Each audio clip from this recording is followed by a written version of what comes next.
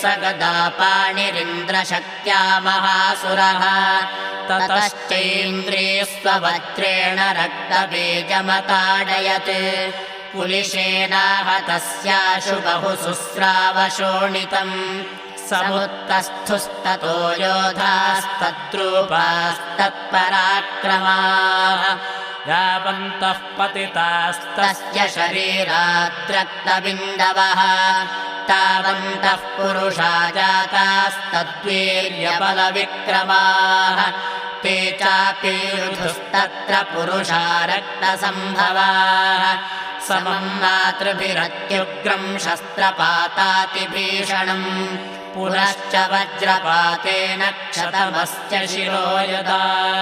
ववाह रक्तं पुरुषास्ततो जाताः सहस्रशः वैष्णवी समरे चैनं चक्रेणाभिजघानः गदया ताडयामास ऐन्द्रितमसुरेश्वरम् वैष्णवी चक्रभिन्नस्य रुधिरस्रावसम्भवैः सहस्रशो जगद्व्याप्तं तत्प्रमाणैर्महासुरैः शक्त्या जघान कौमारी वाराही च तथासिना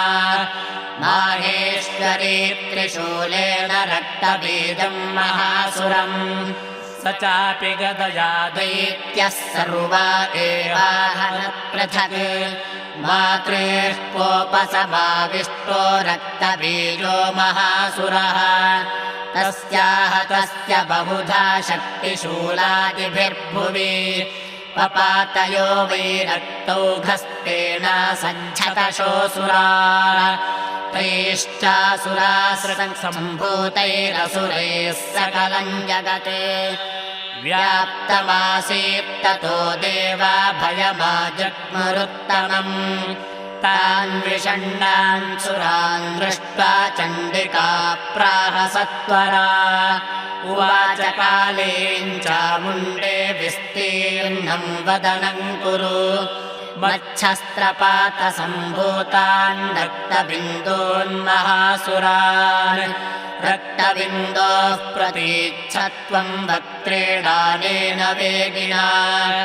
रक्षयन्ती च ररणे तदुत्पन्नान् महासुरान् एवमेष क्षयं दैत्यः क्षीणरक्तो गमिष्यति भक्ष्यमाणास्त्वया चोग्रान चोत्पत्स्यन्ति चापरे इत्युक्त्वा तां ततो देवी शूलेनाभिजघानतम्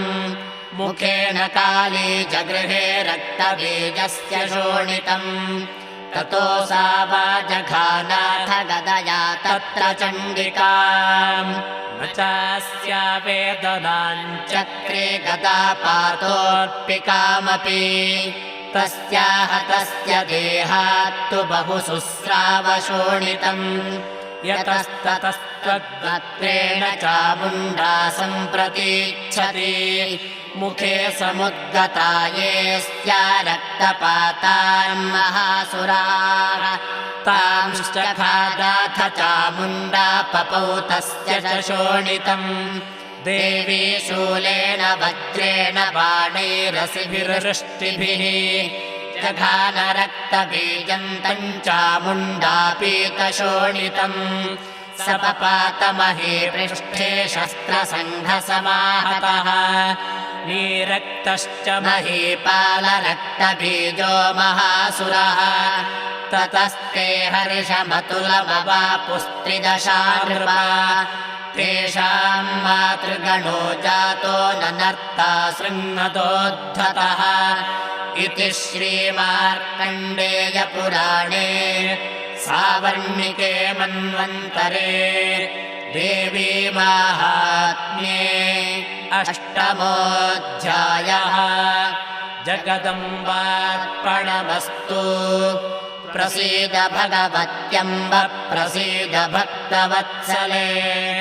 प्रसादं कुरु मे देवि दुर्गे देवि नमोऽस्तु ते।